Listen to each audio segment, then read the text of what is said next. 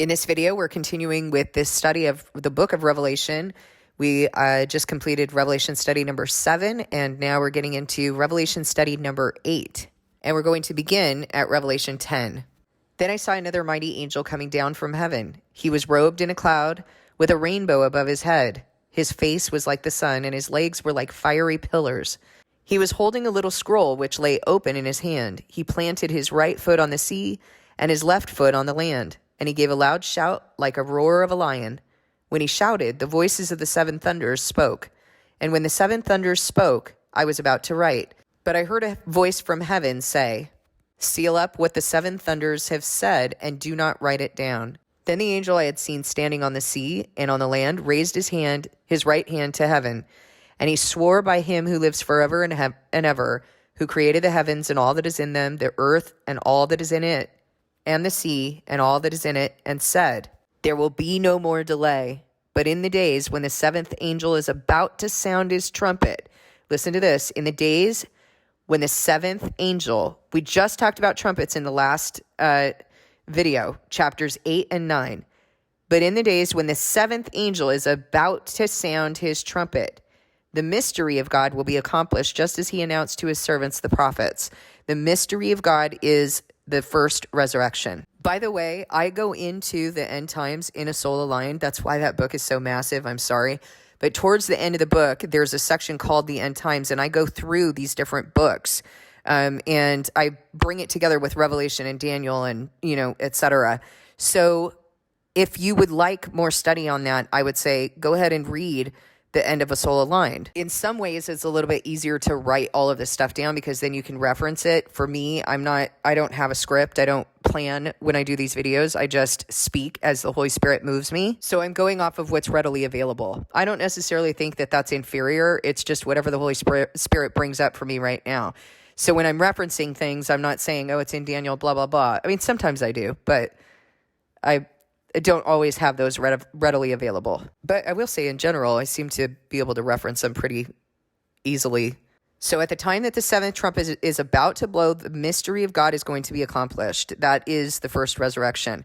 So God's people will be here, God's people will be here from trumpet 1 through 6. God's witnesses will die between the 4th and the 5th trumpet. The Antichrist reign, just to give you a little timeline if you wanted to write these things down in your little book, the Antichrist reign is going to begin at that 5th trumpet. And I want to tell you that Satan's wrath is not going to pass over God's people. He has already said that if they are to go into captivity they will go. If they're to die by the sword they will be killed. God isn't concerned about those things. I mean, he's still going to take care of you. He's still going to protect you. He's still going to communicate with you.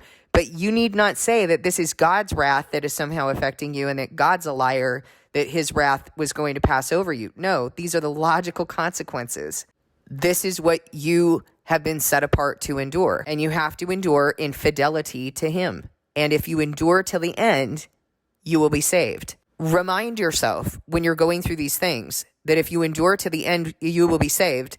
And if the end comes sooner, I'm not complaining about that personally, because I know where I'm going. I know what I do on a daily basis. I know my relationship with him. I know him. The only time that I was connected to this life was before I was in him. I don't have fear about these things. So if you have fear about him, you need to take a look at why and ask him to prepare you, because he absolutely has prepared me. Verse 8, then the voice that I had heard from heaven spoke to me once more.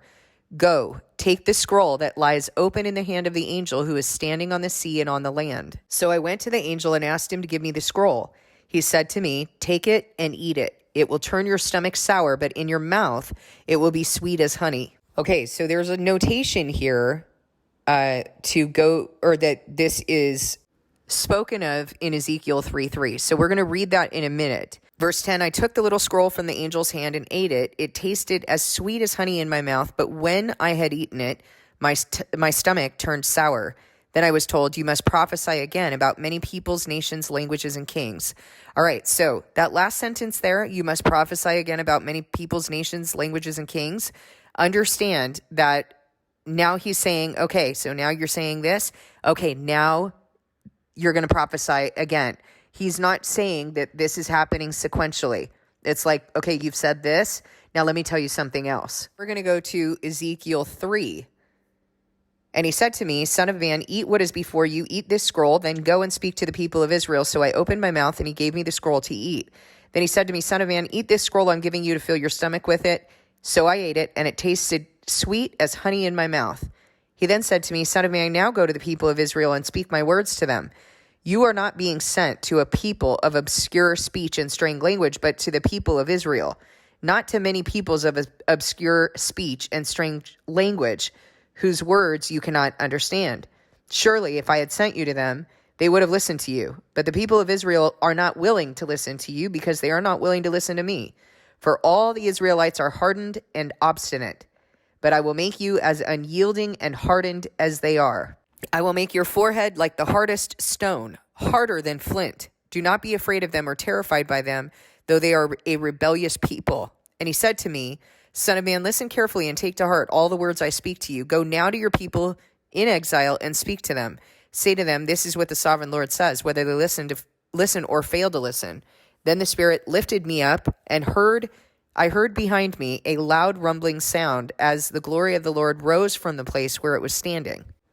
It was the sound of the wings of the living creatures brushing against each other and the sound of the wheels beside them. A loud rumbling sound. Then the Spirit lifted me up and took me away, and I went in bitterness and in the anger of my spirit with the strong hand of the Lord on me. I came to the exiles who lived at Tel Aviv near the Kibar River, and there, where they were living, I sat among them for 7 days, deeply distressed. Okay, so then it goes on to talk about Ezekiel as a watchman, and what Ezekiel is told is that he needs to speak the things that the Lord basically tells him to speak. And if he doesn't speak them, if he sees that something's coming, some sort of danger is coming, and he doesn't say anything to that person dies, that their blood is going to be on his head. But if he does say something and they choose to continue in their way, then their blood is going to be on their own head. So I'm not exactly sure here. And the point is that the scroll is closed up. It's not a scroll that we know what's happening here. We know that it's going to that the scroll tastes sweet in his mouth, but that it turns his stomach sour. We know that there's a reference to Ezekiel 3:3, which really I don't necessarily know if that reference is referring to this, to be honest. The interpreters made that connection, but even in Ezekiel, you see that the scroll turned sweet in his mouth. It didn't turn sour in his stomach. So are we talking about the same thing? I don't know if we're talking about the same thing. And to be honest, I don't really feel the conviction of the Holy Spirit that we are talking about the same thing. All we know here is that when the seven thunders spoke, he was about to write, but he heard a voice from heaven say, seal up what the seven thunders have said and do not write it down. So it's possible that I don't know, because I haven't listened to I don't listen to any commentaries or read any commentaries, but the reason I read that is because it's possible that someone has created fluff in a commentary and you may have ingested that. I don't know. It's possible that there's some sort of theology or doctrine around Ezekiel 3 in this scroll, but what I'm reading here is that it's been sealed up. So why would I try to add to that and say, oh, well, let me make up a story. God's people are going to be watchmen and they're going to be trying to call people back in, but they won't be coming back in.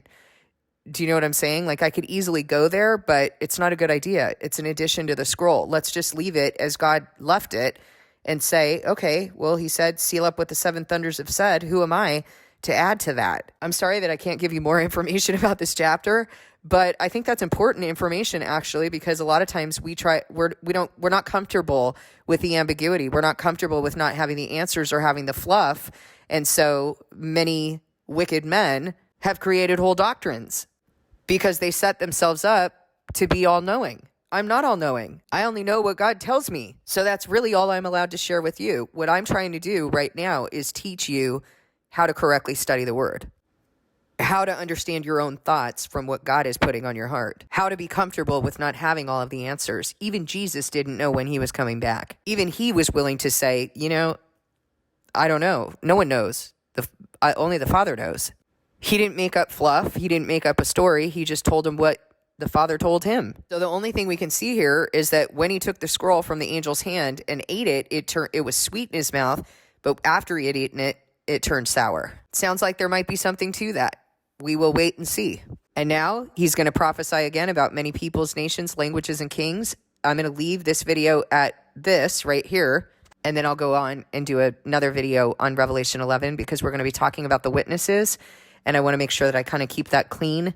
The witnesses, I think, are important for us to be able to understand and also understand the time. Thank you for listening. God bless you. See you in the next video.